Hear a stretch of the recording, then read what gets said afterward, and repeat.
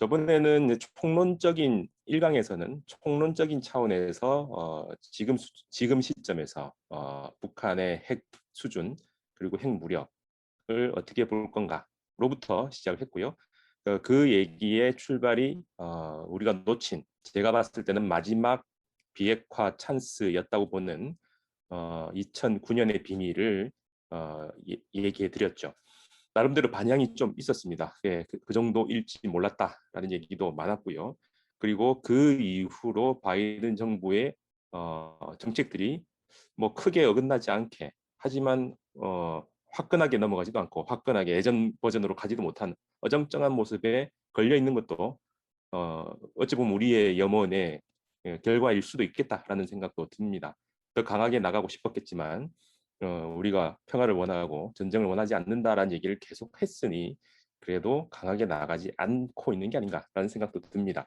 그래서 조금 더 들어가서 모든 것은 하늘에 붕붕 떠서 다닐 수 없기 때문에 정확한 북한의 무력 수준이 어느 정도인지를 봐야 판단할 수 있지 않을까라는 생각에서 두 번째 강의는 조금 더 깊게 들어가서 국방과 그중에서도 미사일과 핵의 디테일한 부분들을 좀 들여다보자라는 취지로 준비를 했습니다.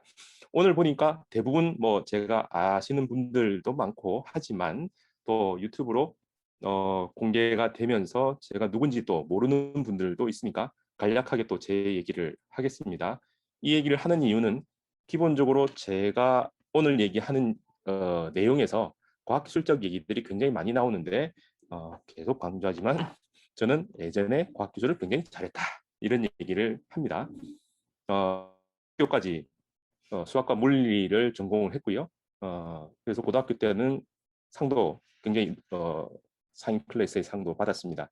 그래서 제가 연구할 능력은 안 되지만 수학, 과학, 특히 물리와 수학에서는 이게 참이냐 거짓이냐를 가려낼 수 있는 정도는 된다. 그래서 오늘 제가 하는 얘기들에 대해서 거짓이 있을 가능성은 거의 없습니다. 제가 실수하지 않는 이상.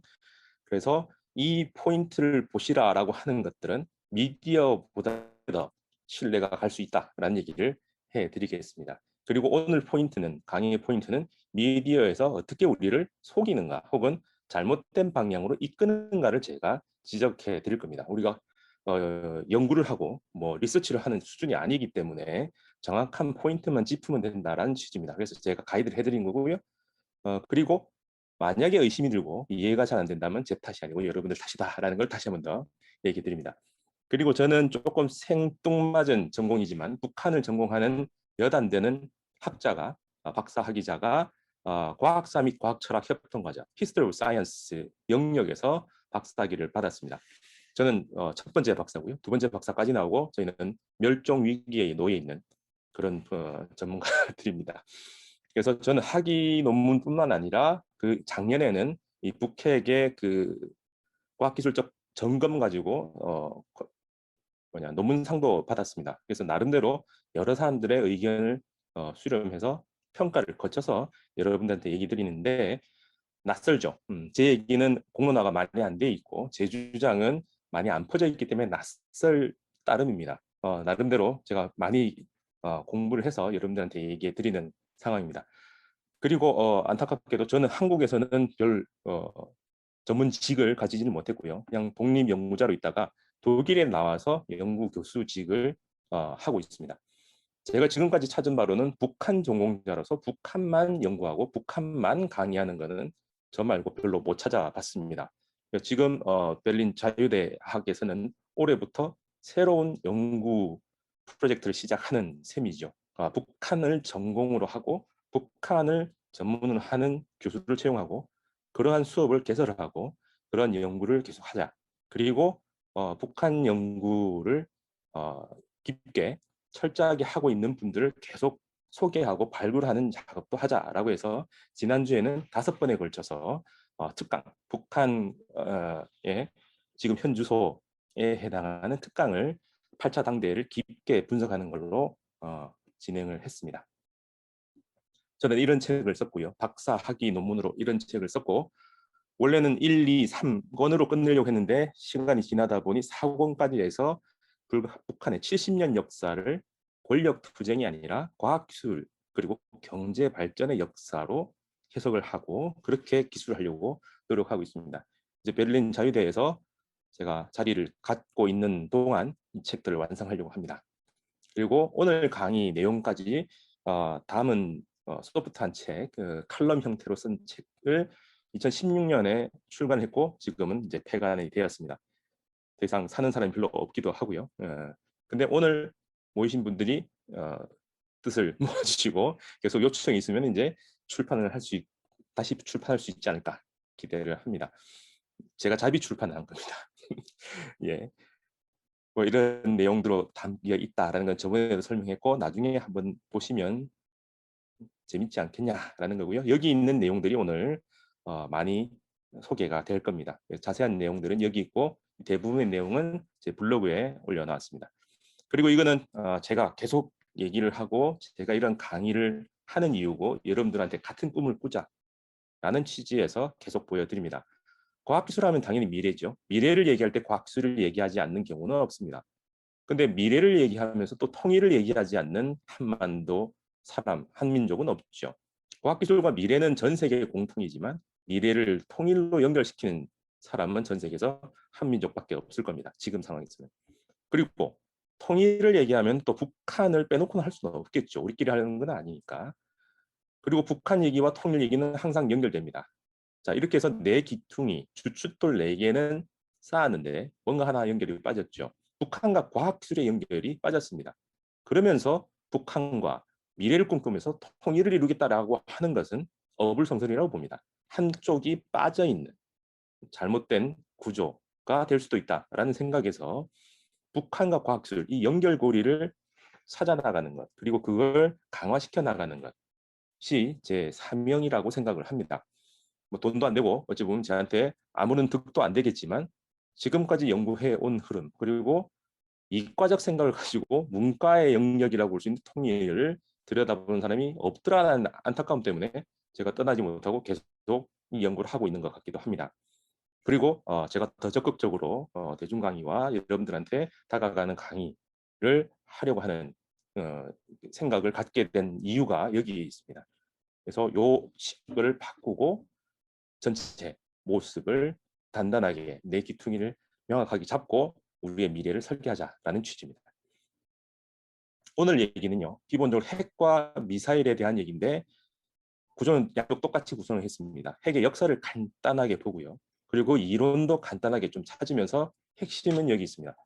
대중을 속이는 장치, 논리가 그 속에 들어가 있어서 복잡할수록 간단하고 핵심을 파고들어야 되지만 곁다리로 빠지는 논리들이 굉장히 많습니다. 그래서 그걸 제가 짚어 드릴 거고요. 이거는 이제 제 판단이고 다르게 판단할 수 있는 사람도 있습니다. 하지만 이런 잘못된 얘기들에 너무 빠져서 어렵다 하면서 맥을 놓기보다는 핵심을 파고들면 핵은 이게 핵심이구나를 알면 파악하기가 좀 더 좋을 거라고 봅니다. 그러면서 지금까지 공개되어 있는 사실들을 건져보면 북은 이 정도까지 왔구나. 그러니까 앞으로는 이렇게 할 수 있겠구나를 알 수가 있다는 거죠. 미사일은 조금 더 많이 들어갈 겁니다. 핵은 저번에도 얘기를 했고요. 미사일은 기본적으로 또 역사를 한 번 더 들여다보고 미사일의 역사는 기계공업의 역사입니다. 기계를 만드는 것들 중에서 최고 정밀하고 어려운 기술을 담고 있는 게 미사일이겠죠. 또 이 미사일도 역시 이중성이 있습니다. 민수로도 쓸 수 있고 군수로도 쓸 수 있습니다. 누구에 따라서요? 쓰는 사람의 마음에 따라서. 그래서 이 이중성, 양면성, 듀얼리티를 우리가 어떻게 활용하느냐에 따라서 사람을 죽이는 기술로 쓰일 수도 있지만 사람을 살리는 기술로 쓰일 수도 있습니다. 그리고 2015년 이전, 명확히는 2013년 이전에는 인공위성 발사체를 주로 퍼포먼스를 하면서 자기들의 기술을 점검을 하고 기술을 공개했지만 그 이후에는 명확히 미사일들을 주로 공개를 했죠. 여튼 이 연표를 한번 쭉 살펴보겠습니다. 이 연표를 보면 뭐가 등장을 하냐면 기본적으로 협상에 물꼬를 트고 협상의 방향을 바꾸는 기술은 핵보다는 미사일이었습니다. 새로운 미사일 기술이 시연될수록 저는 시험이라고 하지 않고요. 실험이라고 하지 않고 시험이라고 하고 특히 북한에서 하는 거는 그냥 단순한 시연이 아니라 험이 아니라 시연입니다. 프레젠테이션을 하는 거죠. 우리의 기술 수준이 이 정도까지 갔다. 얕잡아 보지 마라, 오판하지 마라 라는 걸 퍼포먼스로 보여주는 그런 행위라고 봅니다. 그래서 보면 핵심적인 변화는 미사일 기술이 새로운 기술이 공개될 때 일어난다. 그리고 또 역시나 그 속에서도 대중을 속이는 이 장치와 논리가 굉장히 촘촘하게 들어갔습니다. 안타까운 거는 이 속이는 사람들의 입장에서 안타까운 거는 2015년 이후에 북이 미사일 관련된 정보를 굉장히 많이 짧은 시간에 쏟아냅니다. 그래서 속이려고 했는데 속이려면 조금씩 얘기해야 속을 수가 있는데 한꺼번에 너무 많이 나오니까 그 속이는 논리가 안 통해 버렸습니다. 그리고 최종적으로는 핵무력이 완성된 형태를 보여버렸죠. 그래서 더 이상 아니야 실패할 수가 없게 돼서 지금 와서 북한의 핵 능력이 대서양 앞바다까지 날아갈 수 있다라는 걸 부정하는 사람은 거의 없습니다. 자, 그러면서 또 역시나 구체적인 분석을 제가 이미지와 동영상도 조금 준비를 했고요. 그러면서 얘기를 해드릴 겁니다. 그러면서 저번에도 계속 얘기해드렸던 여러분들이 논리, 함정에 빠지지 않으려면 제논의 역설, 착시효과라는 걸 인지를 하시면 이런 잘못된 리딩에 빠지지 않을 수 있다고 봅니다. 그래서 제가 제안하는 것은 단순한 인게이지먼트가 아니라 인탱글먼트, 얽힘, 싸움을 할 때 권투에서 주먹이 안 맞으려면 도망가는 게 아니라 더 몸으로 붙어라. 모든 구무술이 마찬가지입니다. 거리를 둘수록 더 맞기 쉽고요. 거리를 좁힐수록 안 맞는다라는 논리가 있죠. 마찬가지입니다. 북한하고 모든 걸 끊어내고 제재 생션을 걸어가지고 모든 것을 못하게 막아놓으면 북한을 막는 게 아니라 전쟁을 막는 장치를 막게 되는. 따라서 오히려 전쟁의 위험이 더 커지고 있습니다. 그래서 얽힘, 북한과 여러 각도로 여러 측면에서 얽힘을 강화시킬수록 전쟁으로부터 벗어날 수 있다라는 얘기를 해드릴 겁니다. 그래서 핵 가진 북한만 두렵게 보는 그 시선도 벗어나야 됩니다. 왜 핵 가진 북한과 사이좋게 지낼 수 없을까? 라는 걸 질문해 보면 우리가 잘못된 전제 속에 있었구나라는 생각을 할 수 있습니다. 뭐냐면 핵 가진 중국, 핵 가진 미국, 핵 가진 러시아하고는 친구입니다. 그리고 잘 살고 있어요. 그리고 핵 가진 중국과 미국, 러시아와 미국은 또 역시나 티격태격은 하지만 전쟁 안 합니다. 그럼 북한도 핵을 가졌지만 우리하고 친하게 지낼 수 있는 가능성은 분명히 있습니다. 그 영역도 있고요. 그게 저는 얽힘이라고 봅니다. 이거는 최근에 제가 찾은 건데 저만 그런 얘기하는 게 아니라 핵을 아는 북한 연구 학자들은 이런 얘기를 많이 합니다. 해커 박사부터 로렌츠 박사를 찾았는데 그분들은 다 이 얘기를 합니다. 북이 핵을 가졌기 때문에 우리도 핵을 가져서 똑같이 무력으로 대응하자라는 것은 너무나 얕은 수다, 불가능한 수다라는 얘기를 저 말고 하는 사람들도 있더라고요. 자, 진행하겠습니다. 핵의 역사입니다. 일제 시기에 얘기 들어가면 깊어지지만 일제 시기에 일제는 학력 구조, 학교 구조를 조절하는 방법까지 써서 조선 사람들이 과학수를 익히기인데 방해를 했습니다. 그래서 해방 딱 되는 시점에 대학을 졸업한 과학자라고 하는 사람이 400명, 500명 정도밖에 안 되었습니다. 그만큼 조선에 있던 사람들은 과학기술을 배우는 기회가 적었고 그만큼 그런 사람이 없었죠. 그런데 웃기게도 물리학에서는 이론 물리학이 많았고요. 이론, 실험을 안 하는 이론이 많았고 그 이론 중에서는 핵물리학, 양자물리학이 꽤나 많았습니다. 비율적으로 보면요. 이유는 당연히 실험을 하려면 돈이 많이 들고 연구소에 취직해야 되지만 이론은 종이와 연필만 있으면 할 수 있으니 수학처럼. 그래서 물리학을 전공했던 과학자들은 이론 물리를 많이 했고요. 그 사람들이 월북을 합니다. 그 중에 대표적인 사람이 도상록이라는 사람인데 잘못 알려진 것은 북에서 제일 유명한 과학자가 이승기라는 사람이라서 이 이승기가 온만 때만 다 들어갑니다. 이 사람은 나일론 말고 비날론이라고 하는 석유에서 뽑아낸 나일론이 아닌 석탄에서 뽑아낸 인공 섬유인 비날론을 이론부터 공업화까지를 다 주도한 사람입니다. 과학자로서는 굉장히 행복한 사람이었습니다. 이 사람의 아들, 딸, 손자, 손녀, 그 다음에 증손자, 증손녀도 과학자로 나가는, 북에서는 과학자 엘리트 집단의 가족에 해당합니다. 이 사람이 또 핵도 주도했다라고 하는 이상한 얘기가 있는데 그건 아니고요. 북한의 핵의 아버지, 물리학의 아버지는 도상록이라는 사람입니다.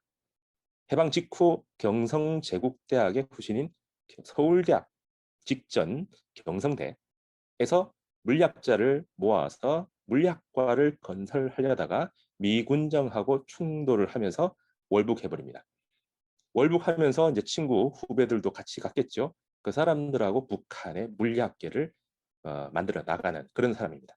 그래서 50년대부터 이 사람이 중심이 되어서 북한 물리학계는 구성이 됐는데 이 사람의 전공이 핵물리학입니다.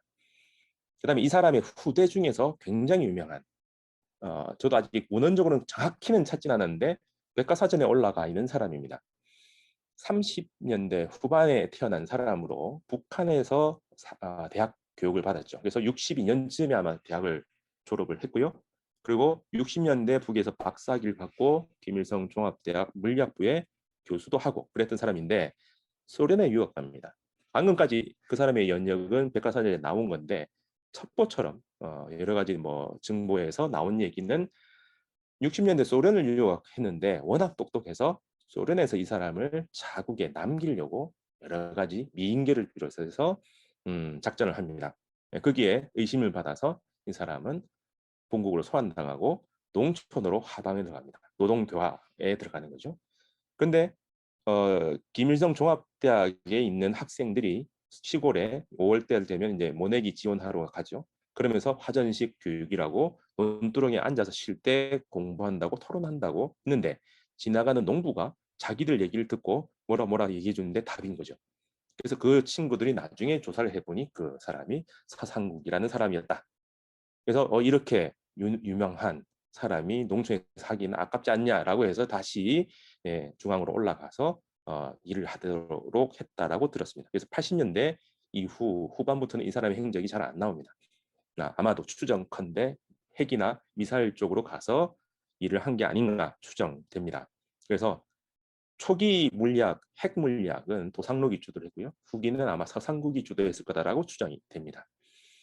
그리고 언론에 잘못 나와 있는데 여기는 연구실 수준이고요. 과학원이 52년에 생겼고 52년은 핵 전쟁이 아직 안 끝났을 때죠. 그래서 55년 즈음부터는 이제 제대로 가동해 보자라고 하면서 실을 만들었는데 여기에 사람 몇 명 모아놓고 연구실이라고 해놓은 형태였습니다. 다만 그 사람이 핵물리학자가 많았던 거죠. 근데 이제 언론에서는 이런 것들을 갖다가 바꿔서 이거 연구소라고 해서 굉장히 거창하게 대부분 소개해놨더라고요. 다 역사적으로 틀린 사실들입니다. 그리고 소련에서 사회주의권 사람들을 묶어서 드브나라고 하는 지역에 연구소를 만듭니다. 연합연구소에 해당합니다. 핵에 대해서. 여기에 배우러 간 것도 됐지만 공동 창립 멤버로 북한이 참가합니다. 많은 물리학자들이 여기에 파견이 됐고요. 여기서 물심양면 지원을 받아서 실험용 원자로가 여기에 도움으로 59년에 생깁니다. 그리고 입자가속기 포항에 있는 거 아시죠? 그리고 지금 물리학의 핵심을 찾아낸다라고 하는 그 입자가속기, 큰 입자가속기 주변에서 어, 알아내고 있습니다. 핵이나 입자에 대해서 미세한 영역에서 우주의 탄생 비밀 이런 걸 알아내고 있는데 그 중에 아주 초창기 모델이 1959년에 북한에서 만들어집니다. 그 드브나로부터 지원을 받았죠. 이게 북한의 첫 핵의 역사의 첫 출발점입니다. 그리고 이제 60년대 넘어가서는 이제 군수 쪽으로 많이 들어가기 때문에 핵 개발로 정확하게 들어가겠죠. 핵의 이중성이라고 하는 것은 이중 용도를 얘기합니다. 군사적 용도, 그 다음에 평화적 용도입니다. 평화적 이용은 전 세계에서 막지를 못합니다. 군사적 용도만 막을 뿐이죠. 하지만 군사적으로 전이될 수 있다라는 그 전제 때문에 모든 핵을 막고 있죠. 근데 기본적으로 조약에서 유엔에서도 평화적 이용 자체는 막지를 못한다라고 되어 있습니다. 자, 그런데 이 평화적 이용 중에 핵의 성질 중에 지금 후쿠시마에 사람이 가서 살지 못하고 그 폐수를 방류를 하지 못하게 하는 이유는 여기 있습니다. 방사선 동위원소 같은 물질인데 중성자를 몇 개씩 더 집어넣어서 화학적 성질은 똑같지만 여기서 에너지가 높은 전자기파를 방출합니다. 그리고 입자도 나오기도 하지만 기본적으로 방사선이라고 하는 세 가지 종류의 위험한 레이가 선이 튀어나오는 거죠. 그럼 그게 튀어나오면서 물질이 붕괴를 하는데 이게 비율이 정해져 있습니다. 이 그래프의 곡선을 따라가는데 그럼 얼마만큼 남았느냐를 보고 얘가 몇 시간 정도 되었다. 태어난 지 몇 시간 되었다라고 하면서 얘들의 나이를 측정하는 법이 나옵니다. 이게 방사성 동위원소에 의한 탄소 연대 측정법이라고 합니다. 그리고 또 하나는 이 방사선을 이용해서 물질은 똑같은데 시그널을 계속 보내는 거와 같으니 뭔가에 그 반도체 칩을 붙여놓고 위치 추적하는 것처럼 위치 추적하는 장치로도 쓸 수 있고요. 그 다음에 얘가 똑같은 물질인데 그 자리에 가서 문제가 일어나니 암세포가 잘 받아들이는 물질을 이 방사선 동위원소로 교체를 하면 암세포만 공격할 수도 있죠. 옆에 딱 붙어서. 그렇게 해서 방사선의 성질을 이용해서 비파괴 검사나 암치료 같은 걸 할 수 있죠. 아니면은 유전자 변이를 일으키도록 유전자와 같은 그 미세한 부분에 터치를 하도록 방사선을 이용해서 변이를 일으킵니다. 근데 잘 보시면은 방사선이 세 종류가 있는데 알파는 그냥 헬륨 입자고요. 베타는 전자인데 감마가 전자기파입니다. 다 뚫고 나가요. 가장 뚫기 힘든 게 납인데 납도 두께가 어느 정도 미만이면 뚫고 나가는 게 전자기파입니다. 그래서 후쿠시마에 사람이 들어갈 수 없는 이유는 핵물질뿐이 아니라 물질에서 뿜어내는 이 알파, 베타, 감마, 특히 감마레이 때문에 못 들어갑니다. 왜? 거기 들어가면 감마레이가 몸을 다 휩쓸고 지나가면서 온몸의 분자 구조들을 다 변형시켜 버리겠죠. 그러면 병이 걸리는 거랑 똑같습니다. 정상적인 가동이 안 되죠. 로봇도 납으로 둘러싸서 보내도 금방 망가져 버립니다. 근데 제일 중요한 건 이겁니다. 아인슈타인이 만들어 놓은 우리나라 사람 대부분이 알고 있는 물리 공식 두 가지 하면 F/ma, 뉴턴의 방정식, 힘과 가속도의 연결. 그 다음에 E 는 mc 스퀘어라고 하는 이 내용이죠. 질량이라는 거와 에너지가 똑같다라는 걸 처음 찾은 겁니다. 그러면 질량이 조금 없어졌는데 에너지는 어마어마하게 나오기 때문에 질량이 줄어드는 케이스를 찾아가지고 에너지를 만들면 되겠다. 이게 기본적으로 에너지 발전의 법칙이죠. 그래서 물질을 붕괴시켜가지고 그 에너지를 열로 바꿔서 발전을 하겠다. 이게 핵발전의 원리입니다. 그럼 전쟁은 이 세 개 중에서 기본적으로는 핵무기는 인에너지 스퀘어. 질량이 조금 없어지면서 어마어마한 에너지를 보내니까 이걸 급속도로 만들면 정말 어마어마한 게 갑자기 나오니까 폭발력이 되는 거죠. 그게 핵무기입니다. 그래서 핵무기는 요걸 공유하는 거죠. 근데 EMP탄은 요걸 공유하면 이 방사선 동위원소 때문에 계속 방사선이 나오는 거예요. 그럼 방사선을 없애고 그냥 전자기파만, 요 감마레이만 쓰도록 만드는 것. 요게 EMP탄입니다. 전자기파입니다. 일종의 전자레인지에서 나오는 그건데 전자레인지를 공중에서 지상으로 강력하게 쏘아버리는 그런 거죠. 그러면 전자레인지 속에 음식이 아니고 쇠붙이, 알루미늄 호일 넣어보신 분 있는지 모르겠는데 저는 제가 해본 건 아니고 저희 외할아버지가 모르고 탁 집어넣어서 일어나는 걸 봤습니다. 넣고 딱 켜면요. 호일이 불꽃이 파파박 튑니다. 거기에 전자기 유도가 생겨서 전류가 흐르면서 불이 파파박 스파크가 생기는 거죠. 그런 것처럼 공중에서 전자기파를 빵 방출하면 지상에 있는 대부분의 금속들에는 전류가 흐릅니다. 그러면 뭐 철근 같은 거는 그나마 괜찮겠지만 아주 작은 미세한 전류에 의해서 작동하는 반도체 칩은 다 타버리겠죠. 우리 몸속에 있는 그 철심이나 아니면 귀중품들 이런 것들도 다 그쪽에 녹아 내릴 수가 있죠. 열이 납니다. 그러면 우리가 다 타버리고 살에 화상을 입게 마련이겠죠. 여튼 그런 식으로 갑니다. EMP탄이 저는 핵무기 중에서 제일 쓸만한 무기가 아닌가 싶습니다. 왜냐하면 방사선 낙진이 없는 거죠. 대기 밖에서 방 터뜨려 버리면 방사선은 대기 밖으로 날아가 버리고 에너지만 방사선 물질을 날아가 버리고 방사선 빛만 에너지만 내려오니까 쓸 수 있다라는 거죠.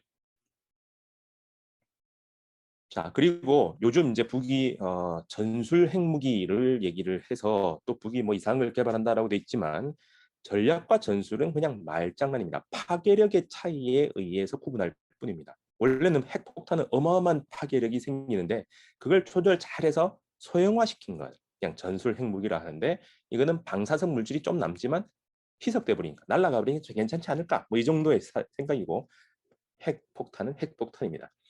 근데 이제 전술로 자그마하게 만드는 기술이 생기면 이제 국소적으로 쓸 수 있으니 웬만한 데 다 쓸 수 있다라는 차이가 있을 뿐입니다.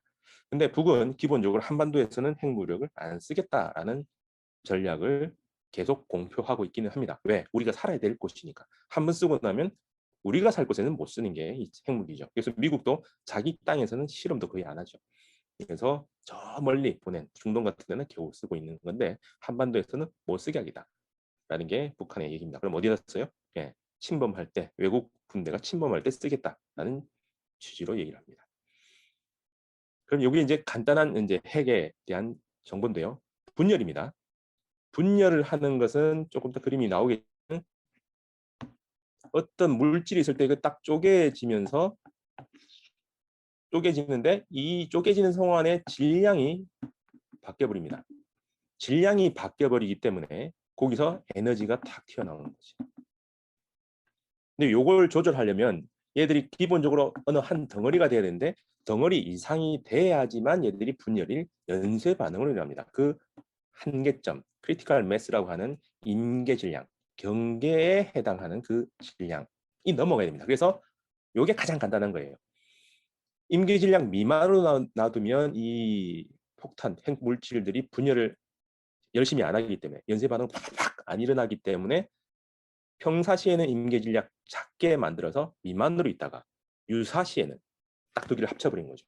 그래서 따로따로 칸막이를 둬서 이렇게 해놨다가 이렇게 해놨다가 유사시에 이걸 두 개 땅 합쳐서 임계질량을 넘어가게 만들면 이게 폭탄이고 요 속도를 조절하면 발전소가 되는 겁니다. 그리고 원심 분리기는 좀 더 그림으로 다시 나오겠지만 이거는 우라늄을 농축하기 위해서 만든 겁니다. 원심 분리기에 돌려서 무거운 우라늄을 계속 농축하는 법이 여기 있고요. 증식로는 이제 반응로, 리액터에 해당하는 건데 이거는 플루토늄을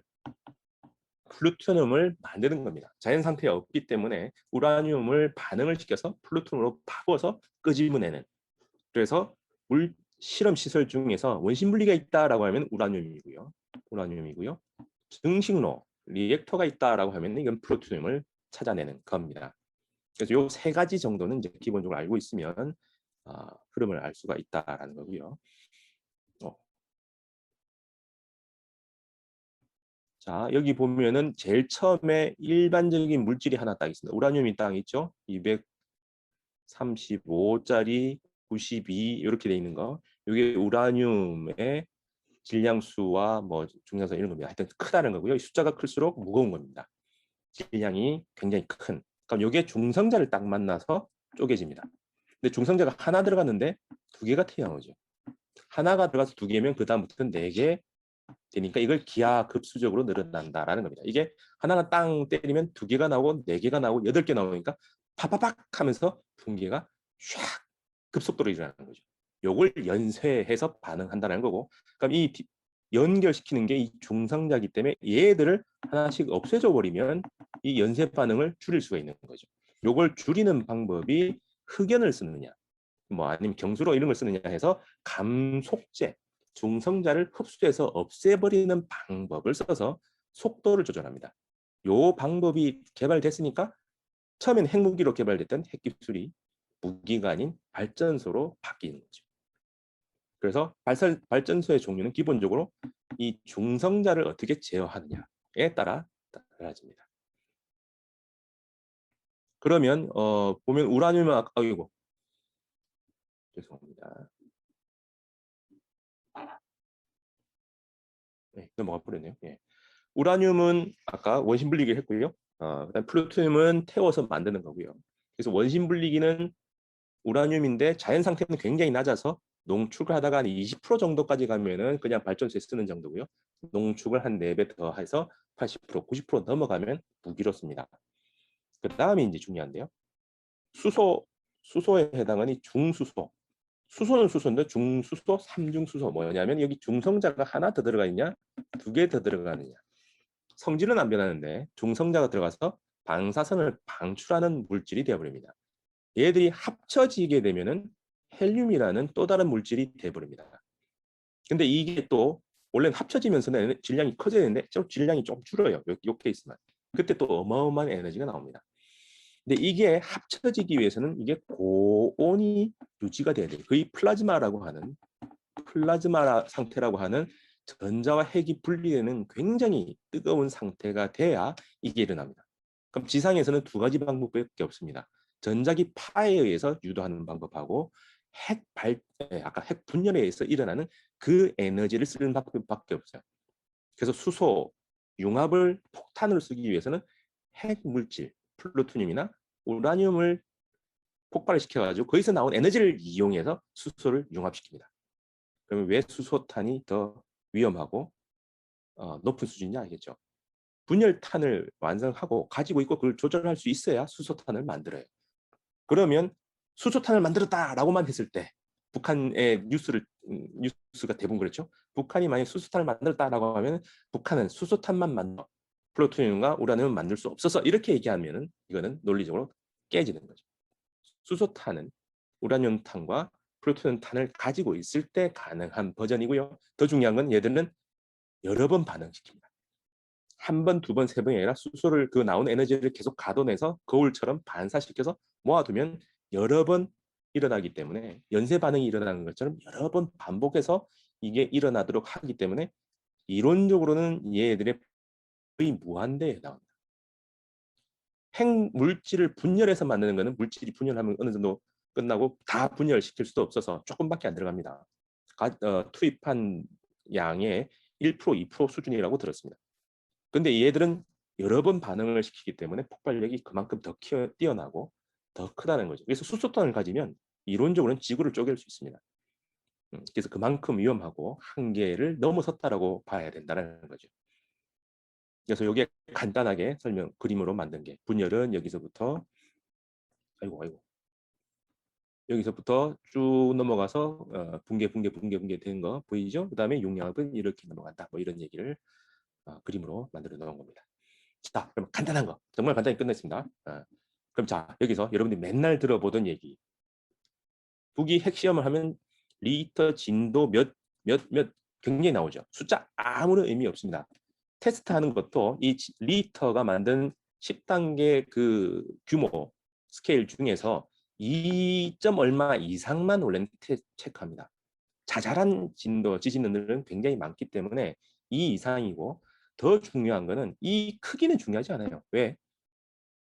수소다, 뭐 분열탄이다 상관없이 핵폭탄이다라고 하면 이미 규모는 인간의 상상을 뛰어넘는, 그냥 TNT는 20킬로톤 이상이기 때문에 그냥 엄청나게 큰 폭발력이다라고 추정하는 거죠. 이 2리터가 2냐 3이냐, 2보다 3이 더 크네, 3보다 4가 더 크네, 다툴 여지가 없다라는 겁니다.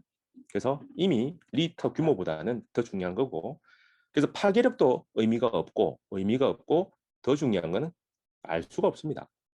포항에 있는 지진 관측소에서 평양에서 함경도에서 한 실험을 체크는 할 수 있지만 떨리는 정도를 가지고 거기서 폭발력이 얼마였냐를 추정하는 것은 가정을 넘어가기 때문에 거의 정확도가 떨어집니다.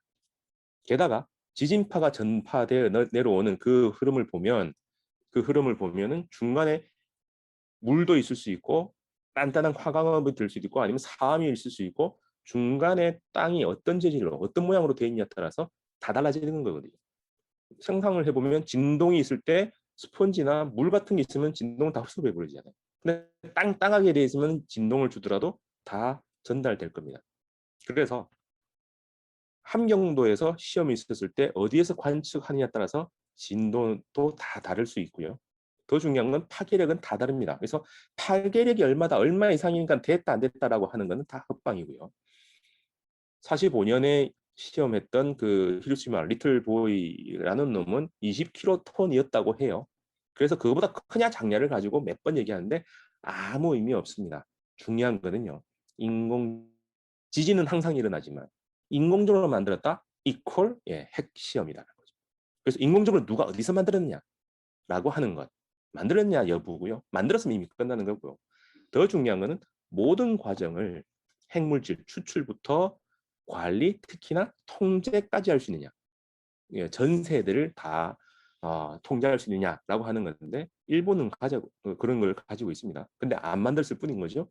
그래서 일본을 잠재적 핵 보유국가라고 얘기합니다. 그래서 그걸 다 가지고 있느냐가 핵심인데 북은 다 가지고 있다는 걸 보였죠. 그래서 무서운 겁니다. 그래서 핵이 있었을 때 진도 얼마다, 뭐 어디서 관측을 했다, 폭발력이 얼마다 아무 중요하지 않고요. 오, 진짜 했구나. 인공지진이 만들어져 있으니까 했구나.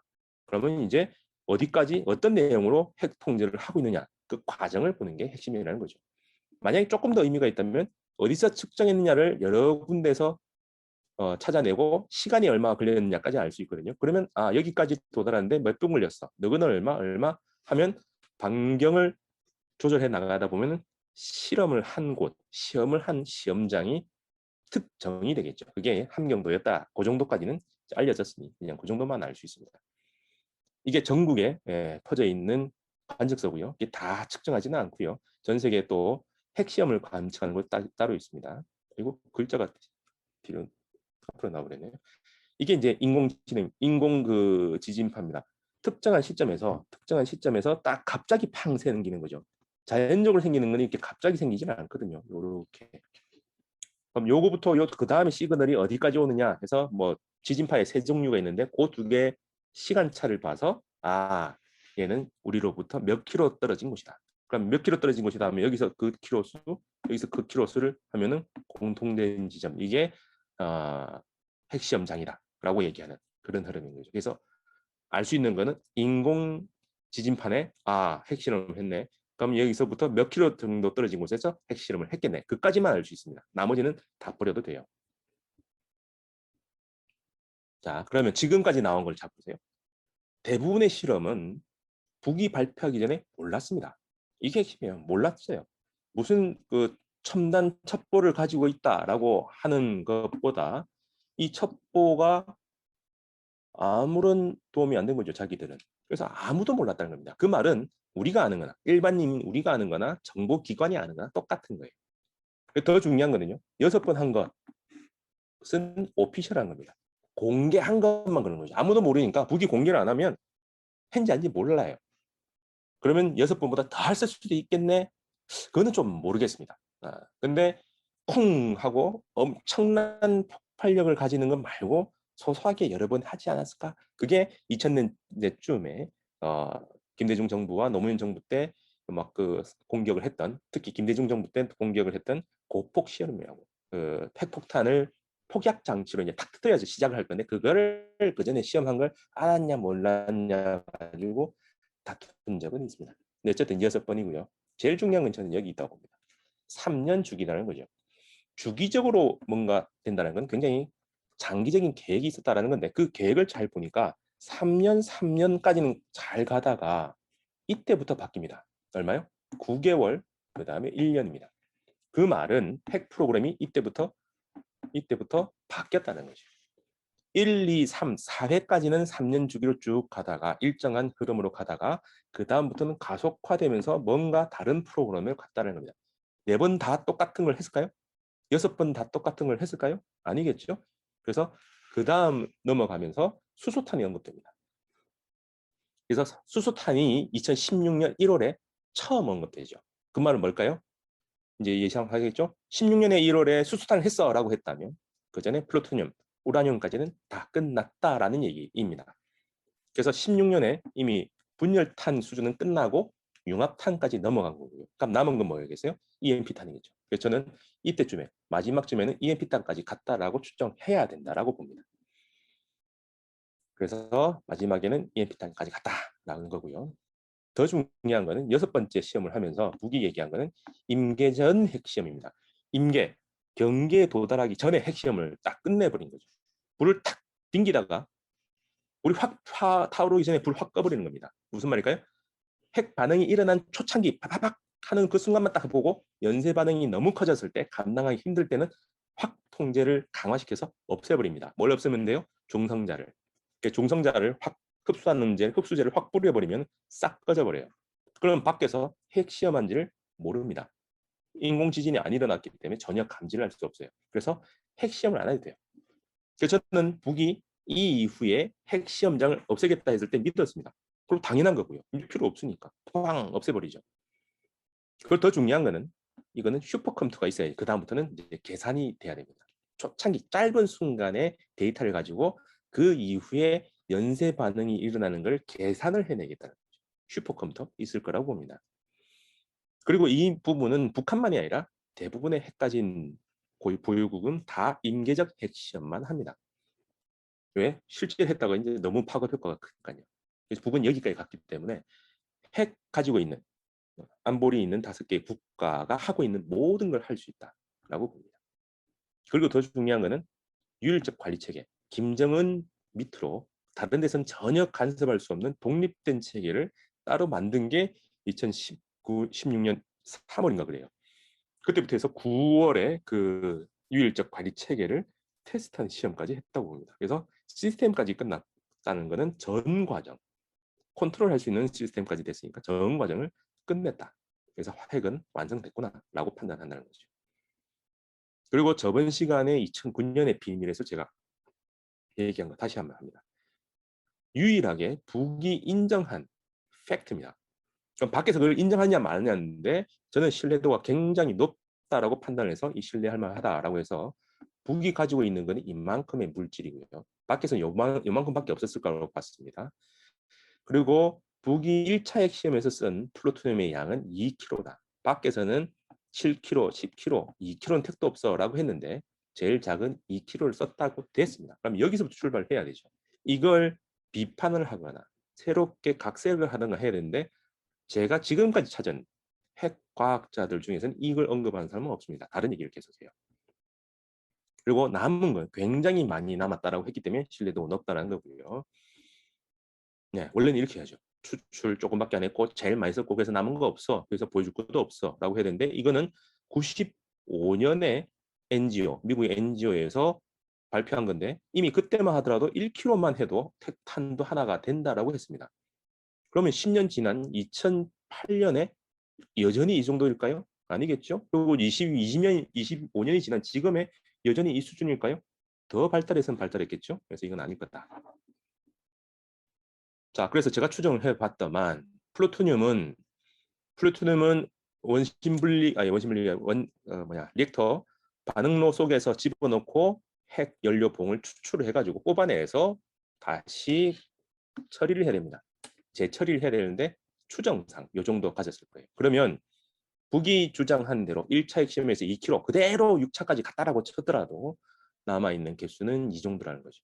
근데 만약에 하나를 1kg만 써도 되게 소량화 시켰다라고 하면은 그 개수는 100개가 넘어갑니다. 뭐로요? 플루토늄만 가지고. 그리고 우라늄은 이제 농축을 합니다. 그럼 원수인 분리기를 해커 박사가 2010년에 들어가서 보니까 2000기가 가동하고 있더라. 그럼 얘들은 1년에 40kg. 그럼 제일 공론화되어 있는 게 20kg인데 그럼 두 개씩 항상 만드는 거죠. 근데 그 원심 분리기를 3년 후에 2배로 증설합니다. 그럼 확보량은 이만큼이 돼서요. 최종적으로 가진 거는 또 이것만 해도 작게 해봐야 30개. 많이 하면 200개까지 언제요? 2017년 말에 가진 거죠. 그럼 합치면 최소 100개는 훌쩍 넘고 맥시멈까지 가면 300개입니다. 근데 이 정보를 랜드 연구소하고 아산 정책 연구소에서 요까지만 가지고 오는데도 몇몇 정보가 틀렸거나 임의적으로 설정이 됐는데 결론이 더 웃깁니다. 이 정도로 가졌으니 우리도 가져야 돼. 북이 이만큼 가졌으니 우리도 가져야 돼. 핵을 핵으로 대응할 수 있는 논리가 이론이 없습니다.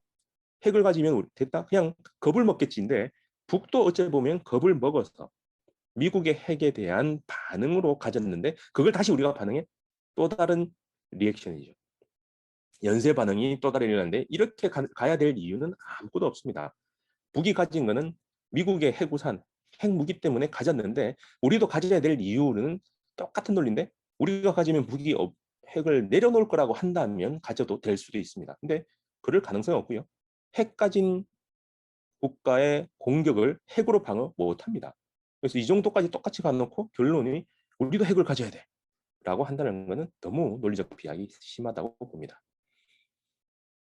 자, 더 중요한 것은 거의 대부분 언급하지 않는데 농축하는 법이 원심 분리기만 있는 게 아닙니다. 레이저를 활용해서 딱 우라늄만 추출해내는 방법이 있습니다. 얘들은 조그마한 분량을 가지고도 한 4일 정도만 해도 20kg만 금방 뽑는다고 합니다. 그러면 뭐 게임 끝났죠. 북에는 우라늄 광석이 전 세계 대부분의 나라가 가진 만큼 북에 있습니다. 그만큼 많아요. 그리고 뭐 검증을 하겠다고 하는데 저는 뭔 방법으로 하는지 모르겠습니다. 기본적으로 임계 질량 미만으로 되어 있으면 얘들은 반응을 안 하기 때문에 밖에서 체크할 방법이 없습니다.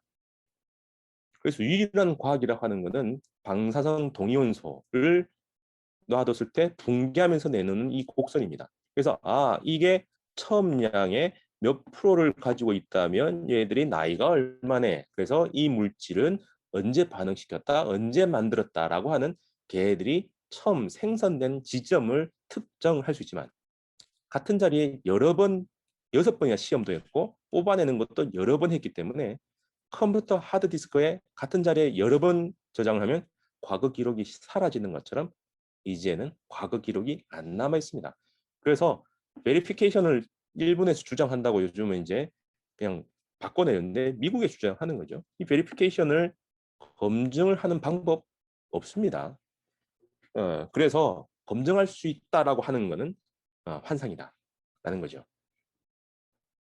그래서 뭐 이런 이론 제가 물리 책도 썼거든요. EBS 교재로 썼는데 거기에 들어가 있는 그림과 이론입니다. 저는 여기까지만 알아요. 이게 어떻게 만들어졌다까지는 알고 이걸 가지고 어떻게 하느냐 디테일은 좀 달라요. 그래서 뭐 과학이 더 발달해 있겠지만 여튼 이 이론을 벗어날 수는 없다고 저는 봅니다. 그래서 검증 방법 없다. 자, 핵은 여기까지 하고요. 핵까지 했는데 벌써 50분 있네. 기계 빨리 하겠습니다. 일제 유산에서 북이 산업으로 되어 있다는 건 다 압니다. 근데 딱 하나. 대부분의 산업은 북에 다 있고요. 발전소부터 공장들 다 있는데 기계공업만, 기계를 만드는 것만 경성 지역에 있었어요. 그래서 해방되면서 보니까 북에 산업이 다 있는데 기계만 톡 떨어져 가지고 기계를 고장났을 때 고칠 수가 없는 거죠. 그래서 북이 초창기부터 기계에 대해서 엄청나게 노력을 했던 이유가 여기에 있습니다. 전쟁 영화 보면은 기계를 이고지고 도망가거나 기계를 땅속에 파묻어 놓고 도망가고 뭐 이런 장면들이 많이 나옵니다. 왜? 망가지면 고쳐 쓸 수가 없으니까. 그 이유가 여기 있는데 대부분의 북한의 시설들은 해방될 당시 수준을 복귀하는데 한국전쟁 전 그리고 한국전쟁이 일어나고 나서 또 다시 하는데 56년쯤 되면 대부분 해방 직전의 수준을 다 복귀가 됩니다. 근데 딱 하나 이 기계만 그 수준이 못 가고 또 역시나 낮았기 때문에 다른 분야들에 비해서 너무나 낙후한 상태였어요. 그래서 처음 시도한 게 공작기 기계 새끼치기 운동. 이거 영어 어떻게 번역할지 잘 모르겠는데 우리말로는 너무나 직관적이죠. 공작기계가 새끼를 쳐요. 그럼 그 새끼는 뭘까요? 공작기계죠. 공작기계라는 거는 거기로부터 기계 부품을 만드는 건데 공작기계에서 부품을 만들다 보면은 공작기계가 없으니까 부품 만들 수 있는 양이 제한됩니다. 근데 공작기계가 또 공작기계를 만들면 새끼를 칠 수 있는 놈이 많아지는 거죠. 그 흐름을 59년에 시작합니다. 그래서 이건 품질은 좀 떨어져요. 근데 양적으로 그 당시에 보급되어 있는 기계만큼을 이 운동회에서 만들었다고 합니다. 계획 밖으로. 그래서 엑스트라 일을 더 많이 한 거죠. 그래서 공작기계 새끼치기 운동을 해가지고 기계가 이제 양적으로 확장되기 시작합니다. 그래도 아직 다른 분야에 비해서 너무나 낙후된 상태였고요. 그 다음이 한 20년 지난 85년에 제2의 공작기계 새끼치기 운동. 첫 번째 걸 너무나 품질이 떨어졌다고 비판하는 사람들은 여기도 역시 똑같아 라고 하는데 그 내용이 달라요. 직정이요. 질적으로 성장합니다. 대형화, 자동화, 로봇화. 지금 나오고 있는 북한의 CNC화나 혹은 무인화라고 하는 그 흐름의 출발점이 여기 있습니다. 전부 다 김정은이 주도했던 흐름이었어요. 그래서 그때 초창기 모델인 구성 105를 처음 만들고 그걸 계열 생산하자까지 갔는데 사회주의권이 망해서 이게 확장이 못 됩니다. 근데 정부 지원 없이 스스로 구성 104호라고 하는 초창기 모델, 이걸 김정은이 가서 우리는 구면 친구구나, 연하 기계라고 이름 하자라고 하면서 CNC 모델 공장 이름인 연하 기계가 이때 나옵니다. 그래서 85년부터 김정은이 만들다가 사회주의권이 망하면서 그 확대 생산하던 것들이 중단됐던, 그게 95년에 만들어지고, 이게 미사일 기술에 쫙 들어가죠. 미사일 기술에 들어가는 이유는 초정밀 기계는 CNC 안 쓰면 안 되거든요. 그래서 미사일 만드는데 이게 들어가고, 그 다음에 이제 다시 민수로 쓰이기 시작합니다. 자, 그러면 이게 기계인데요. 미사일 역사는 아직 기록에는 남아있지 않습니다. 근데 첫 번째는 공개되어 있는, 자체적으로 했다라고 하면 이 흐름에서 하나 더 들어가죠. 62년 쿠바에 소련에서 핵무기 미사일을 갖다 놓겠다라고 해서 이제 싸우죠. 그래서 소련이 철수합니다. 소련 믿을 만한 놈이 아니구나, 우리가 스스로 무력을 만들어야 되겠구나라고 자각하게 하는 그 계기가 됩니다. 그래서 60년대 초반부터 북한은 자체적으로 국방을 만들려고 합니다. 안 해주니까, 대기업의 우산 속에 있으면 안 된다. 그럼 이게 자체적 흐름에서의 흐름이고요. 그러면 또 하나의 흐름은 70년대 중동이 이스라엘하고 싸울 때, 중동에서 이스라엘하고 사람들이 나라들 싸울 때 북한이 지원을 해주고 스커드 미사일을 몇 기를 가져갑니다. 북이 잘하는 물건 가지고 해체해서 다시 조립해내는, 복제해내는 걸 이때 해서 만들어 나갔다라는 게 대부분의 사람들이, 특히 팔복하는 사람들이 얘기를 합니다. 그 다음에 아직 저는 모르겠지만 외국에서 몇몇 사람들이 얘기하고 매니아들이 이 얘기를 주장을 많이 합니다. 아직 문헌적 근거는 제가 못 봤습니다. 90년대 소련이 망하면서 흩어졌던 소련 미사일 기술자들을 북에서 흡수하는 거죠. 데려와서 기술 이전을 받습니다. 나름대로 잘하는 거죠. 흩어진 쭉정이들을 이렇게 쫙 긁어 모아서 핵심을 만든 겁니다. 그럼 이것도 역시나 초정밀한 기계인데 0.1 마이크로가 지금 세계적 수준이고, 북은 이걸 돌파했다고 주장을 합니다. 제트 엔진까지 넘어가는 요거라서 미사일 만들 수 있는 거는 항공기를 만들 수 있고요, 발전기 터빈도 만들 수 있습니다. 그 중요한 건 연료죠. 연료는 두 종류밖에 없다고 했는데 그걸 어떻게 만들었느냐, 수입이 안 될 텐데 어떻게 만들었느냐, 자체적으로 만들었겠죠. 그래서 북이 요즘 얘기하는 탄소 하나 화학공업, 그래서 북의 화학공업은 원천 물질을 만드는 건데, 연료 만드는 거 보면 다른 것도 꽤나 수준이 있어서 다른 것도 만들 수 있지 않을까? 그 기술을 완비내는 게 중요한 거죠. 더 중요한 건 탄두입니다. 탄두는 대기권 진입할 때 태양의 온도 비슷하게 5,000도, 6,000도까지 올라간다고 합니다. 그걸 견디는 물질을 만들어야 돼요. 타지 않는. 그래서 탄소 결합 화합물질로 만들 거다, 가벼운. 그런 얘기가 많습니다. 더 중요한 것은 북은 인공위성을 활용할 수 없죠. GPS 이런 걸 못 쓸 건데 어떻게 원격으로 빠르게 움직이는 물체를 통제할 거냐, 이것도 들어가 있습니다. 이 모든 게 민수로 전환되면 전부 다 고부가가치 영역에 해당합니다. 더 중요한 건 인공지능이죠. 북한의 인공지능 민수에서 쓰는 것도 이미 발달돼 있지만, 미사일은 그 빠르게 움직이는 것이 외부 통제 아니고 스스로 판단해서 지형 지물을 파악해서 타겟에 접근하게 만들어 놨습니다. 그래서 이게 굉장히 발달해 있는 거고요. 앨런 머스크 때문에 며칠 전에도 시험을 성공했다고 해서 유명해졌죠. 뉴 스페이스 시대라고 합니다. 국가 주도의 올드 스페이스 시대가 아니라 민간 주도의 뉴 스페이스 시대가 21세기에 펼쳐졌다. 특히 2010년 이후에 펼쳐졌다라는 얘기예요. 발사체 시장 규모를 나사에서 얘기한 대로 하면 이렇게 발사하고 있고요. 북이 이걸 노리고 있는 거죠. 그 다음에 민간 기관이라고 하는데, 스페이스 파운데이션에서 매출 수준, 세일즈 스케일을 쭉 해보니까 300조, 400조 이렇게 넘어가는 수준. 그래서 2020년엔 거의 500조까지 올라갔다라고 얘기합니다. 돈 되는 분야라는 거죠. CNC는 다음 시간에 할 거니까 그냥 넘기겠습니다. 그래서 그 핵심이 CNC고, 이게 이제 군 무기도 만들지만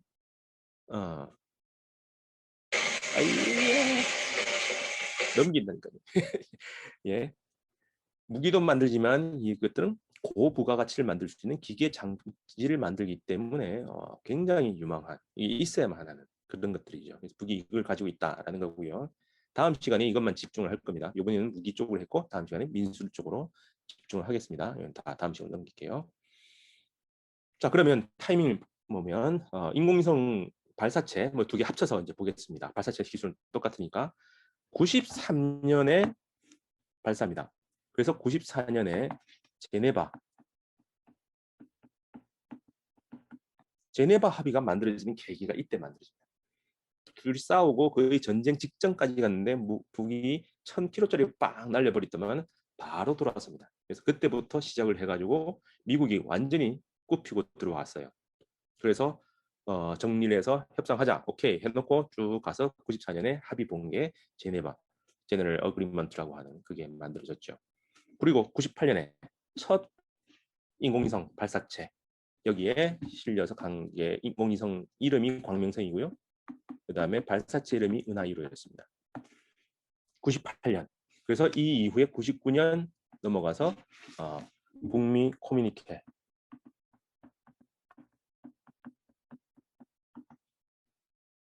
처음이죠. 클린턴이 앉아있는 백악관에 조명록 차수가 군복을 입고 들어갑니다. 그래서 둘이 1대1로 대화를 합니다. 그러면서 작성한 게 북미는 사이좋게 지낸다 라고 한 커뮤니케를 했죠. 그 다음에 올바이트 국무부 장관이 평양에 가서 김정을 만나고 미사일 발사 유예 받아내고 사이좋게 가자라고 했는데 부시가 들어와서 다 틀어버립니다.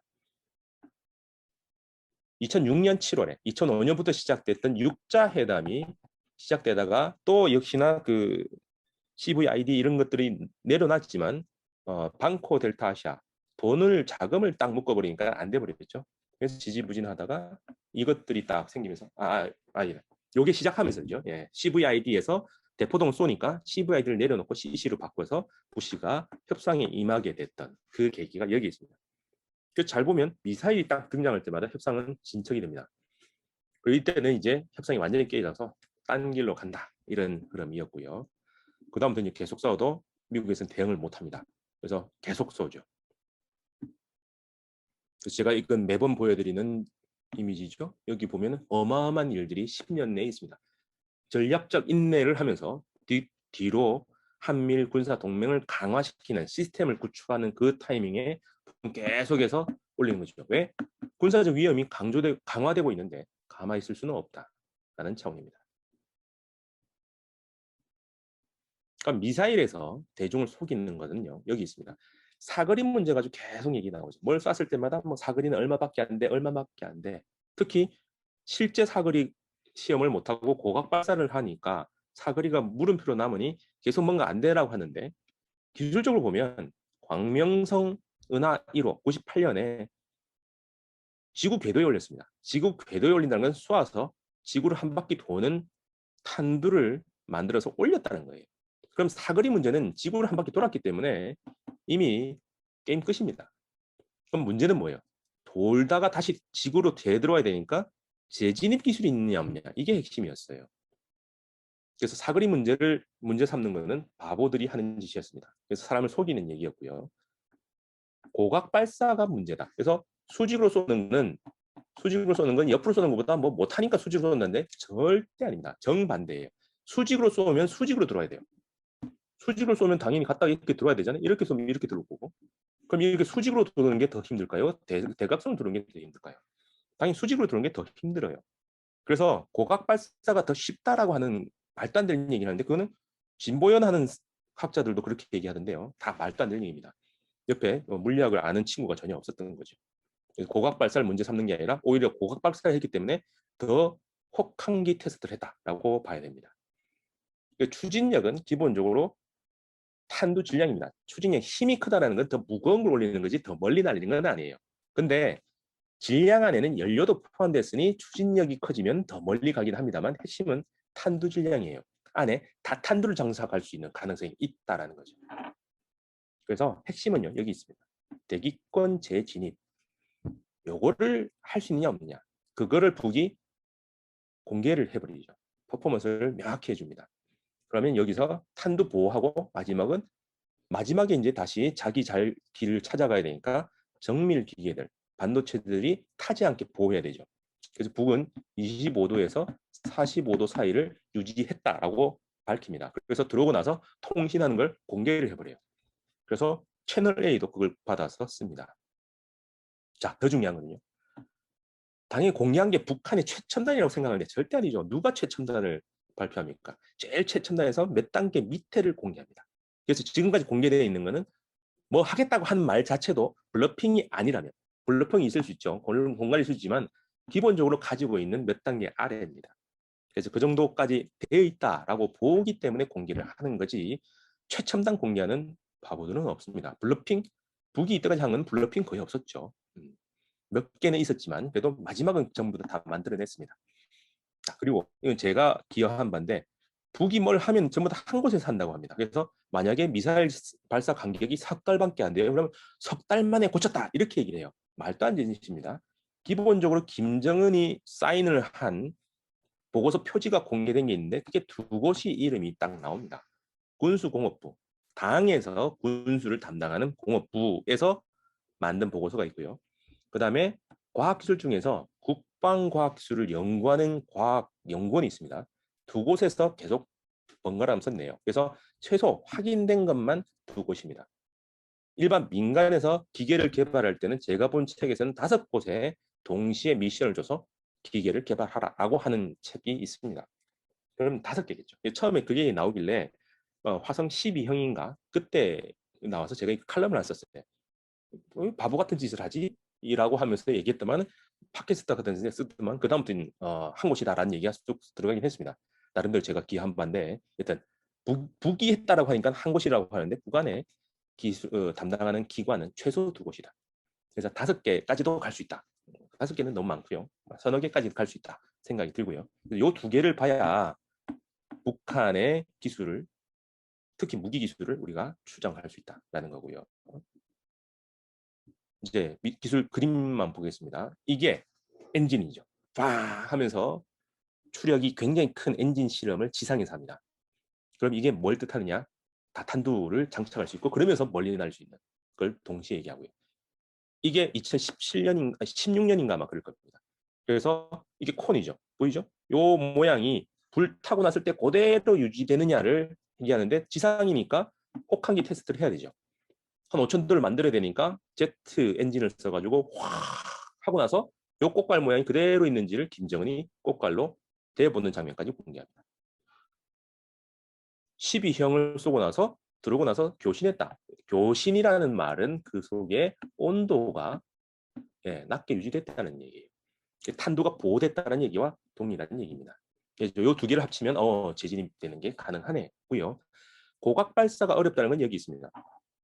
대기 들어올 때 이게 머리예요. 왜? 여기서 막 받아가지고 속도 줄이면서 에너지를 차단시켜야지 안에 있는 사람이나 물건들이 살지요. 그래서 보통 스페이스 셔틀 같은 경우는 요 각도밖에 안 됩니다. 이게 커지면 되튕겨 나가거나 충돌돼서 깨지고요. 그 다음에 이것보다 작으면 옆으로 가면은 물 수제비처럼 해서 튕튕튕 튕겨 나가 버립니다. 그래서 지구로 들어올 수가 없어요. 그래서 삐딱하게 들어가야만 된다. 그래서 고각 발사가 더 어렵다라는 얘기입니다. 최근에 나온 거는 대기권 나간 건 아니지만 갔다가 여기 다시 한 번 더 가동을 해요. 마지막까지 조절할 수 있는 기능. 이걸 ICBM에다 넣으면 마지막에 대기권 들어와서 다시 한 번 더 가동을 해서 타겟에 정밀 타격을 할 수 있다는 거죠. 제일 무서운 거 아무도 얘기하지 않는데 제가 본 거는 여기 있습니다. 이게 이제 화성 12형입니다. 장면이 공개됐어요. 근데 잘 보시면 여기 어떻게 되세요? 발사대 밑에 붕 떠 있습니다. 여기에 기둥이 하나, 둘, 몇 개 이렇게 서 있는 거죠.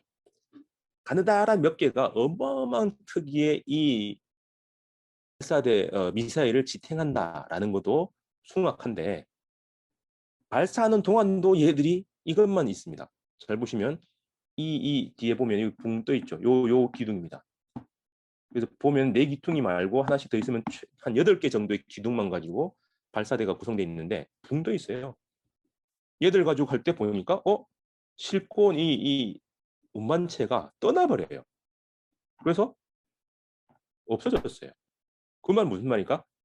그냥 다 이렇게 해서 실어 놓는 게 아니라 발사하는 동안도 이것만 가지고 발사의 충격을 견디도록 설계되어 있는 거죠. 전혀 안 무섭군요. 저만 그렇군요. 이 재질이 엄청 단단한 거죠. 그리고 엄청난 흔들림도 얘들이 4개, 5, 8개 정도만 있으면은 이 미사일을 딱 잡아놓을 수 있는 거예요. 날아가지 못하게. 그러다 안정이 딱 되면 탁 놔버리면 훅 날아갑니다. 야, 이런 재질을 만들 수 있다고? 라고 하는 거죠. 그래서 혼자 원래 서 있어요, 이렇게. 이걸 얼마나 무서우냐라고 하는 걸 비교해보면 그 직전에 발사된 12형, 그리고 10형, 1년도 안 된 시점에서 전부 다 발사대가 있는 상태에서 발사됩니다. 네. 발사대가 있는 상태에서 발사됩니다. 그 말은 뭘까요? 발사대가 있는 상태에서 발사를 하면 위험한 거죠. 발사대가 엔진 추력 때문에 이 불꽃 때문에 타버릴 수가 있는 거예요. 그런데도 불구하고 발사대를 놔두는 이유는, 운만체를 놔두는 이유는 잡으려고요. 처음에 발사하는 순간에 그 진동을 잡으려고 이 운만체를 놔뒀는데 14형 이후는 그걸 놔둘 필요가 없다라는 거죠. 그만큼 자세 제어하는데 자신감이 있는 겁니다. 자, 그 다음에 더 무서운 거는 얘입니다. ICBM보다 SLBM, 잠수함에서 쏘는 건데 물속이라서 불꽃을 튕길 수가 없어요. 제일 처음에 나온 게 이게 15년쯤인가 나온 건데 삐딱하죠. 이 각도가 90도가 아니다라고 해서 90도가 아니다라고 해서 기술 수준이 낮다라고 평가를 하더라고요. 누구는 그거 가지고 점수도 매기는데 원래 SLBM은 이렇게 삐딱하게 쏩니다. 왜? 요 밑에 잠수함이 있으니까 만약에 불발이 되면 얘가 다시 뚝 떨어져서 잠수함에 탄 사람들이 다 죽잖아요. 그래서 모든 SLBM은 대각선으로 쏘게 되어 있습니다. 안전을 위해서. 근데 그걸 보고 어떤 좀 잘못된 사람이 아직도 기술이 불귀해요라고 얘기했는데 그 다음에 보니까 거의 90도를 쏴요. 저는 이것도 경악이었습니다. 기술에 대한 자신감. 우리는 불발 가능성이 없다. 혹은 인명경시? 죽어도 된다? 인지 모르겠지만 어쨌든 빵 해서 거의 90도로 빡 올라갑니다. 무리한 시험이었습니다. 근데 성공해요. 발로 1년도 안 돼서. 이걸 갖다가 물속에서 하나고요. 땅에서 하는 거는 더 쉽겠죠. 그래서 빵 쏘아 올리는데 얘 크기가 한 5개 정도 올라가는 거죠. 얘 크기가 한 7, 8m에서 10m 좀 안 된다면 전체가 한 40m 정도를 불꽃 안 쓰고 팡 쏘아 올립니다. 물속에서는 불꽃을 못 쓰니까 가스로 팍 쏘아 올리고 공중에 떴을 때 그때 팍팍팍팍팍 하면서 자세 안 흐트러지고요. 슝 날아가요. 한번 보시죠. 다음 거.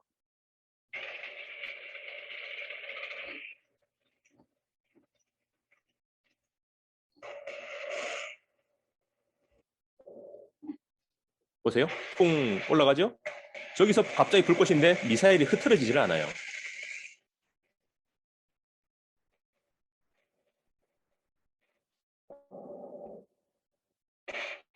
자세가 흐트러지지 않는 게 보이죠? 이게 무서운 겁니다.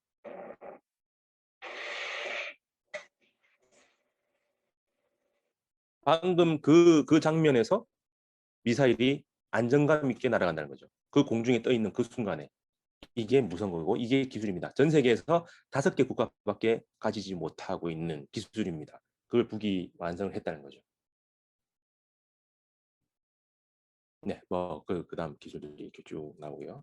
저거는 우리한테 쏜다고 막 그때 난리가 났는데 우리한테는 그런 거 안 쏩니다. 바퀴 4개짜리, 혹은 3개짜리 이런 걸 쏘죠. 장사장 포라고 하는 포인데도 거의 미사일에 준하는 하는 바퀴의 개수가 사거리하고 똑같습니다. 무게하고 연결되니까. 그리고 6개 이 바퀴 축을 잘 보시면은 넘어가 버렸네. 예. 축을 잘 보시면은 6개, 7개, 8개 넘어갈 때 이게 7개부터 이제 ICBM이라고 북에서는 얘기를 해요. 6개도 그 정도는 충분한데 7개, 8개까지 가면서 이제 대륙간 탄도 미사일이다라고 북에 얘기하고 그래서 아무도 시비를 못 거는 상태입니다. 이게 화성 12형 17년 여름에 공개된 탄두가 굉장히 크죠. 김정은의 키가 170 정도인데 김정은보다 조금 더 커 보입니다. 이게 이제 뾰족하다가 나중에는 뭉뚱해집니다. 탄두를 여러 개 장착하는 방법 중에 하나고 제일 무서운 건 여기 있습니다. 4개가 동시에 발사됩니다. 드론도 어렵다고 하는데 드론보다 더 크고 무거운 미사일을 편대 비행시켜버립니다. 이게 쭉 날아가서 실제 사거리 해서 동해안 앞바다에 4개가 빠바박 떨어지는데 3개는 한 곳, 하나는 또 다른 곳 이렇게 떨어져서 마지막까지 정밀 제어를 했다라고 나오죠. 그 다음에 괌에 포위 사격을 하겠다 해서 다 쫄아버리게 만든 그 기술입니다. 그래서 하와이는 아직도 북이 하면은 경계 경보 울리고 뭐 그러고 있죠. 자, 뭐 이게 지대한 미사일인 거고요. 여기 보면은 국방과학원 보이죠? 네. 뿅 도망가는 요 장면입니다. 그죠? 아까 얘기했던. 그러면 여기 보니까 미사일의 뒤에 엔진 뒤에 나오는 화염의 모양이 달라요. 이게 전부 다 미사일인데 광명성, 인공위성하고는 다르죠. 다른 엔진을 썼다는 겁니다. 개발이 됐다는 것도 되고 민수용과 군수용이 다르다라는 얘기도 됩니다. 그래서 이제 마지막 ICBM으로 넘어간 핵무력 완성이라고 하는 바퀴가 8개, 8축이죠. 이렇게 된 게 공개가 됐습니다. 그래서 이제는 아무도 뭐라 못하고 대서양에 떨어질 수 있다라고 얘기하고 이때 사거리가 10,000에서 12,000 정도 킬로미터라고 했고요. 그래서 이 고도가 이미 지구 반지름에 준하는 4,500이어서 그냥 수직으로 안 올라가고 수평으로만 쏴도 4,500까지는 충분히 가죠. 그러니까 이거의 몇 배 곱하기 이것도 저는 아직 문헌적 근거는 못 찾았습니다. 뭐 고도 최고 고도의 3배다 4배다라는 거는 물리적으로는 아직 계산이 그렇게 되어 있지는 않습니다. 이제 최근에 공개된 아무도 토달지 못하는 이게 작동한다면 최대 사거리일 거다. 지구상에 있는 제일 큰 ICBM이다. 11개의 축입니다. 비율만 보더라도 바퀴가 9개에서 11개, 9축에서 11축으로 넘어갔으니까 10% 넘어갑니다. 12,000에서 10%하면 13,000인데 이게 15,000인가 그까지 날아간다고 나왔죠. 그다음에 잠수함에서 쏘는 북극성이라고 하는 거는 3형이 공개된 다음에 기록 영화가 나왔는데 거기에서 이미 북극성 3형이라고 하는 저 뒤에 보이죠? 예, 판넷이 이미 만들어져 있었고요. 기록 영화에 만들어져 있는 북극성이 누워 있습니다. 김정은이 홀쭉한 걸 보면 좀 더 옛날이란 얘기죠. 또 잠수함도 이미 뒤에 큰 게 있고요. 새로 건축하는 잠수함이고요. 여기에 이제 뉴클리어 파워 가지고 작동하는 소형화된 핵 발전소를 만들었다는 거죠. 그걸 잠수함에 넣어서 발전시켜 가동하겠다라고 하는 것까지 지금 공개가 되어 있습니다. 그리고 북극성은 4형, 5형까지 이미 공개가 됐고요. 자, 마지막입니다. 이제 결론. 오늘 얘기는 다 진행을 했습니다. 이 정도 보면 한꺼번에 모아서 보니까 북한의 핵이나 미사일 기술이 굉장히 많이 발달해왔고 성공에 도달했죠. 근데 왜 그 생각을 못했을까요? 이게 매번 얘기하는 제논의 역설입니다. 앞서고 있는 느린 거북이를 뒤에 따라오는 빠른 헤라클레스가 따라잡을 수 있느냐, 아킬레스가 따라잡을 수 있느냐. 그래서 제논이라는 사람이 사람들을 속이면서 없다라고 한 거죠. 헤라클레스가 거북이 위치까지 갔다면 얘가 여기까지 간다면 그때 거북이도 그만큼 간다. 또 헤라클레스가 요만큼 사람이 요만큼 간다면 거북이는 또 그만큼 가니 사람이 이전에 거북이 위치까지 간다면 거북이는 계속 앞에 간다. 따라서 이게 무한히 반복되니까 사람은 거북이를 따라잡을 수 없다. 여기는 무한, 인피니티, 무한이라는 개념을 가지고 사람을 속인 겁니다. 무한 횟수를 무한 시간으로 치환시켜버린 거예요. 나누기를 무한뿐이지 시간이 무한대가 되지는 않습니다. 무한개를 합쳤다고 해서 항상 무한이 되지는 않는 거죠. 좀 어렵나요? 예. 무한개를 합쳤다고 해서 항상 무한대가 되는 게 아니라 유한하기도 합니다. 요 케이스도 그렇죠. 이렇게 따진다면은 사람이 가는 단계가 무한번으로 나눠지지만 그걸 다 합치면 시간은 유한합니다. 그래서 북한이 뭔가 안 된다 하더라도 결국은 짧은 시간에 성공할 수밖에 없다. 유한한 시간에 성공했다라는 거죠. 무한히 안 될 것처럼 보였지만 그건 무에서 뭔가 기술이 두 가닥으로 발전해서 핵무력 완성으로 갈 건데 그 단계가 3단계가 되어 있습니다. 제가 이제 세운 건데 가능성 정도로 possibility만 보여주는 수준이 있고 실험실에서 하는 익스페리먼트를 할 때가 있고요. 그 다음에 물건을 만들어서 테스트를 할 때가 있을 텐데 요 단계를 지나면 완성입니다. 근데 할 때마다 뭔가 조금씩 변하긴 해요. 근데 또 다시 평지로 와요. 그럼 이 변할 때 발달하는구나. 이제는 없구나. 이렇게 생각을 하는 거죠. 그럼 그 다음 되면 또 좀 변하는 것처럼 보이지만 또 평지에 들어가니까 또 다시 아무것도 없구나. 그래서 사람들이 이때만 너무나 맨날 보고 이때 맨날 실패만 보이니까 뭔가 변화가 없는 것처럼 돼 있지만 계속 엑스컬레이터 되는 겁니다. 수준은 계속 높아지죠. 그래서 북은 17년 11월에 완성을 해버립니다. 우리는 하는 순간에 끝난 거죠. 요거는 우리의 착시입니다. 너무나 좁게 요령력만 계속 보다 보니까 이 전체를 볼 수 있는 능력이 없어진 거죠. 전체를 보고 파악을 못하는 거죠. 그래서 오늘 쫙 끄집어내 놓고 보니 핵도 미사일도 기술이 쫙 발달했죠. 완성해버렸죠. 그럼 끝입니다. 이미 완성한 사람 기술은 없앨 수도 없고요. 되돌릴 수도 없습니다.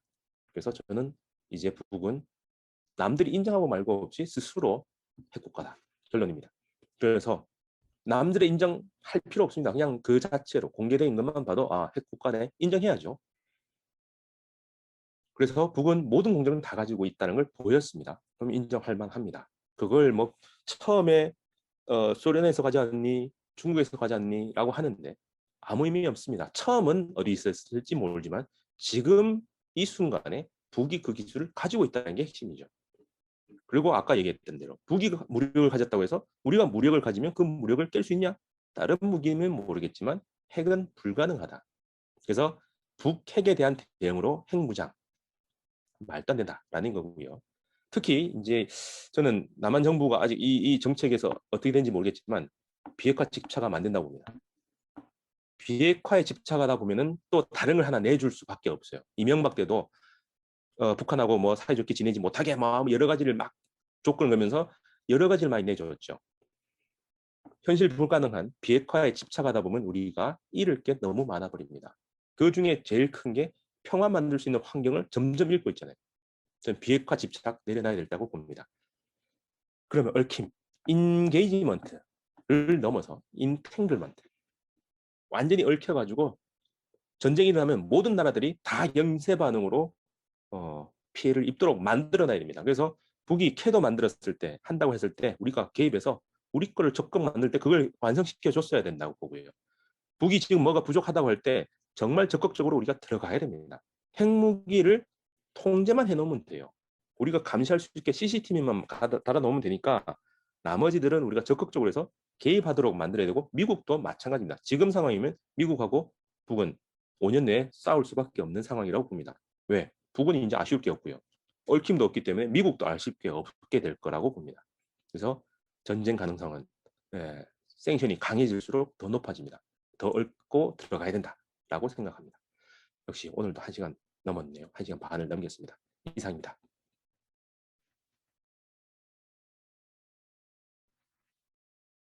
정말 수고 많으셨습니다. 강호재 박사님. 우리 모두 강호재 박사님 열강에 박수 한번 크게 보내주세요.